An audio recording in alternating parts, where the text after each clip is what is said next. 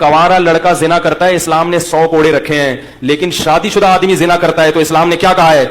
जमीन में गाड़ के इसको पत्थरों से मार के हलाक कर दो। ये हलाल गोश्त के होते हुए हराम बदबू की तरफ देखो। एक तरफ सुअर रखा हो, आप गैर मुल्की ममालिक में जाओ, कुछ भी खाने को नहीं मिल रहा, फिर आपने सुअर खा लिया तो ये भी गलत है, लेकिन हम कहेंगे यार कुछ मिल नहीं रहा था। लेकिन इधर एक बर्गर टिक्के रखे हुए हैं बड़े बेहतरीन गाय के हलाल गोश्त के, और इधर सुअर रखा हुआ है, फिर भी सुअर में हाथ मार रहा है, ये काबिल मुआफी नहीं है। जिब्रील ने देखा, नबी सल्लल्लाहु अलैहि वसल्लम जब मेराज पे गए तो आपने देखा कुछ लोग साफ सुथरा गोश्त रखा है और वो छोड़कर कीड़ों वाला बदबूदार गोश्त खा रहे हैं। आपने पूछा जिब्रील से कि ये कौन लोग हैं? नबी ने फरमाया ये वो लोग हैं जो हलाल बीवी को छोड़कर तवाइफों के पास जाते थे, हराम औरतों के पास जाते थे। ये वो है जिनको ये अजाब दिया जा रहा है।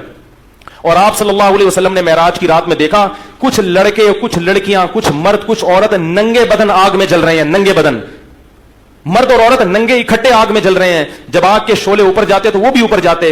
नबी ने जिब्रील से पूछा ये कौन लोग हैं? जिब्रील ने फरमाया ये आपकी उम्मत के जिना करने वाले मर्द और जिना करने वाली औरतें। अल्लाह ने जानी को भी बरहना किया और जिससे जिना किया था उसको भी नंगा करके दोनों को आग में फेंक दिया है।